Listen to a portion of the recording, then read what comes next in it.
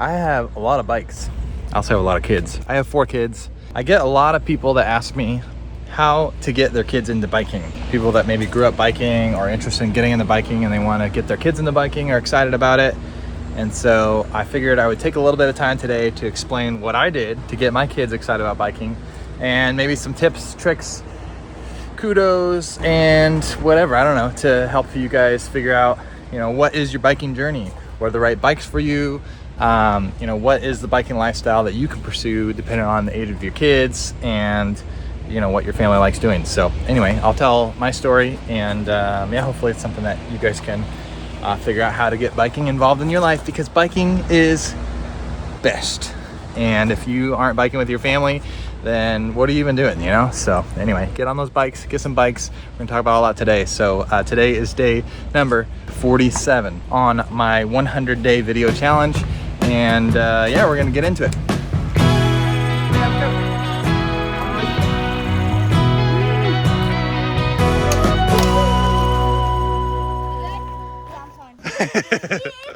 Here we are. It's getting a little chilly actually, which is nice because it's been hot. My name is Kylan. This channel is Young with Kids. We travel around the country. We have a kids YouTube channel. My wife is a YouTube character that has 170,000 subscribers. We actually host bike clinics for kids, for toddlers, and story times at libraries all over the country. So it's pretty cool. We have 4 kids. Our oldest is 11. A 10-year-old, an 8-year-old, and a 6-year-old, and we are a biking family. If you can't tell by all the bikes around me, we like riding bikes. Today, my goal is to, talk through our journey, kind of with the kids growing up, what we did that kind of helped encourage them to get on their bikes and ride their bikes. So far, they all enjoy riding, and we're able to go out on adventures, whether that's to races or just to the trail or just having fun at the RV parks. But what happens is I get a lot of people as we travel asking me how we got our kids into riding bikes. And so I don't normally try to tell people how to live their lives or pretend I have it all figured out, but I figured I would just maybe explain kind of what worked for us, and hopefully that can encourage you guys to get your kids and your families on bikes as well. So number 1, ditch the training wheels. I think this is the most important message for families getting into biking. There's so much confusion about what is the right biking progression for your child and what are the right tools for them. Training wheels for a time were what they needed to be. A lot of us parents grew up on training wheels, and we cut our teeth on figuring out how to ride a bike on our own. Training wheels, honestly, are such a hindrance. They set you back because you end up relying on them. And you watch kids, we've all seen it, kids going down the street, just kind of following, click, click, click to each side. The second they lose that training wheel in a ditch, they're going to lean for it and it's not there. They're not learning anything. They're learning to pedal maybe, but if you learn to balance first, the progression for the child to get to fully riding a bike is so much quicker and is so much less painful. So ditch those training wheels. We had 3 kids under 4 years, and so there were a lot of times where Breck would just get them out the door and just go get some exercise, go to the park or whatever. Our house was actually really walkable within the city, so we can walk to all the parks. What we learned after actually our first two, we actually went through training wheels, and then we learned kind of about the benefits of the balance bike. We put Maverick, our 3rd, on a balance bike, and he skipped training wheels altogether. He just rocked that thing and probably learned the fastest out of all 4 of our kids. The balance bike is meant to teach them to balance first.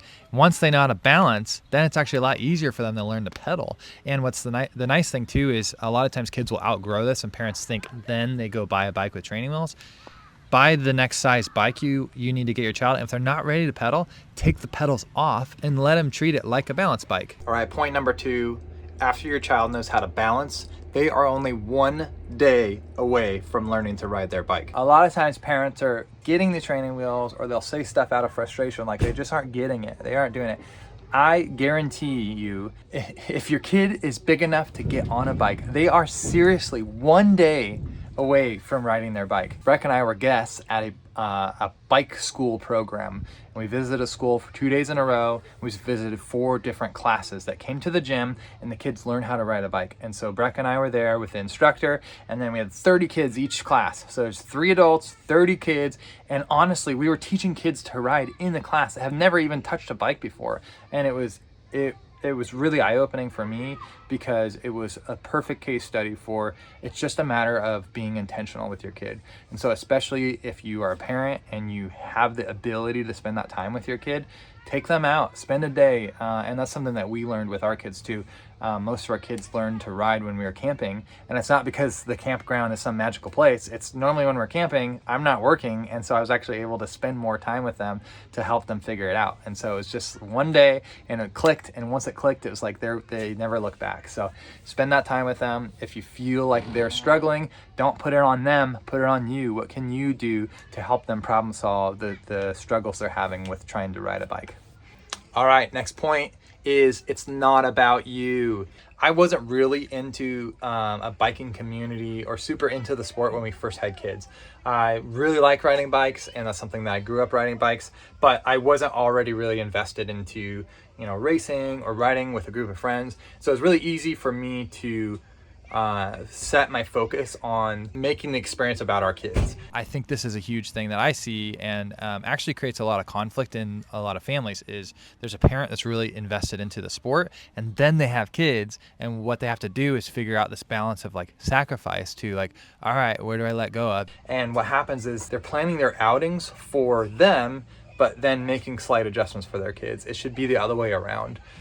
Plan your outings for your kids. How are you going to make these positive experiences for them? What you're doing is you're creating positive experiences for your kids associated with the bike, and so they don't build kind of this rebellious kind of bad feeling around what biking represents. And it happens in every industry. It happens in every sport. Every passion that a parent has, you have the kids that end up going, you know what if I don't like this as much as you? And it's less about them not liking the sport, and it's more about them trying to find a definition for who they are in the thing that they do. And so if you can make it about them, and you can help them define themselves within biking as they grow. And that leads to my next point. Upgrade their bikes and gear first before you upgrade yours. This is another one where it just kind of happened for me. I didn't really think about it beforehand, but we were getting into biking, and I wasn't already into it, and so it was really easy for me to buy their bikes first. And then we ended up just traveling and moving and doing so much stuff that I never really looked into getting myself a bike. And so what it did was it just helped me maintain a level that was just appropriate to their riding. So when we went out riding or whatever, I was never wanting to go stretch my legs and get on a bigger trail or bigger jumps or something. I was always just kind of hanging out where they were. I will admit I definitely jumped on their bikes quite often. So that was the fun part about, being at their level, is I just kind of learned to have fun on their bikes. And to be honest with you, I think I learned a lot about jumping and technique and stuff, because on a smaller bike, you kind of have to be more technical with how you ride the bike. Number 5, bring the bikes everywhere. I think this is so important. We had a BMX dad who was kind of a veteran at our local track, and he was talking about his daughter growing up, and our daughter, so Briar, was kind of going through a season of not really wanting to ride or race, and he gave me some really good word of advice, and it was, bring her bike and bring her gear, but don't make her ride. Always bring it, and that way if she does get to a point where she changes her mind, you're not shaming her for changing her mind. It's just always an option. And I ever since he said that, I really thought of that, and we honestly take our bikes everywhere. And I don't force my kids to ride. Every once in a while I'll definitely get I'll strongly encourage them to try something, but at the end of the day, if they're not wanting to ride, or if they want to play in the woods, or they want to play with toys in the grass, or they whatever, I think it's been to the benefit of kind of our sanity around the biking community to let them do that. And we've watched so many other parents kind of almost ruin their relationship with their kids because they're forcing them to do something that their kid hasn't learned to love themselves. And so that was a huge thing for us. We've brought our bikes to 4th of July parties. We brought our bikes to when we travel and visit family. We bring our bikes, and sometimes we're the only families there with bikes, but we're still bringing them and letting other kids share and try out our bikes and stuff. So it's really cool. Next point is, don't be afraid of them crashing.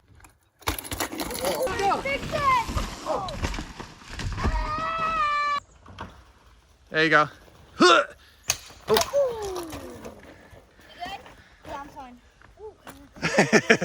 I think when your kids are so young and they're so precious, it's like my sweet baby.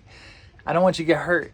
But as they get older, you realize they recover and they're fine. And we've had our share of hospital visits. We've had many crashes on bikes, road rashes, cuts, broken bones, concussions, memory resets. Miles went to the hospital one time and his memory was legit resetting every 10 seconds. Hey Miles, where are you at right now? The hospital. Hospital? What? Why are you at the hospital? I don't know. You don't know? No. Did you forget? Yeah. Oh, that's okay. All your teeth are okay, your nose is okay, your eyes are okay, and we're waiting to see, make sure your brain is okay. My brain's A-okay. A-okay, that's right. I love you, big boy. One of the scariest moments of my life, but he was fine. And I realized as they get older, it's like, hey, you know what? I'm less concerned. Even the injuries that are significant, they recover and the kids are fine. It's really rare that anything happens beyond that, and I think that's something that a lot of times parents are just so fearful of the what if, that they don't allow their kids the freedom to explore something that could be considered dangerous. And so if you're growing, if you're progressing naturally, you have the right safety gear, wear a dang helmet for sure. But if you're doing the sport correctly, you're gonna get hurt, but you're gonna recover and you're gonna be okay, and you're gonna love it, so you're gonna come back to it too. So don't be afraid of them crashing. That's something we learned actually at BMX. BMX racing actually has been really good for us, learning to crash. They actually don't allow the parents out on the track, and when your kid crashes for the first time and that like parent instinct is to go run and save them, you're sitting there watching another adult go out there and they're not scooping them up and hugging them, and it's like, my sweet baby. But then your kid gets up and finishes the race and it's like, oh, they didn't need me to scoop them up like a baby. So a lot of times it actually comes down to how the parents are interacting with their kids. The next point is Pumptracks, baby. Pumptracks, if you don't know what Pumptracks are, they're like rolling smooth surfaces that are built for all types of riding. You can race them, you can jump them, you can just roll and have fun on them. It's kind of like a skate park, but just for biking. If you go to pumptracks.com, it's a great resource. They have a map with all sorts of parks listed on there. And what's really cool, especially now, even versus 10 years ago when we first started having kids, there are so many communities putting in pump tracks or bike skills parks. I think this is such a growing sport, and there's a lot of accessibility being worked into the way that different communities are growing.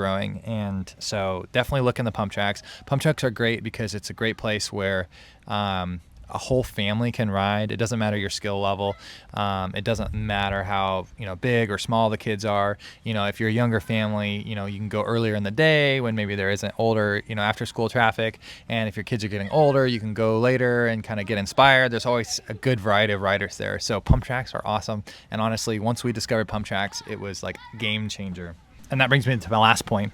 Find a community. So the biking community is so awesome. There's so many different flavors, if you will.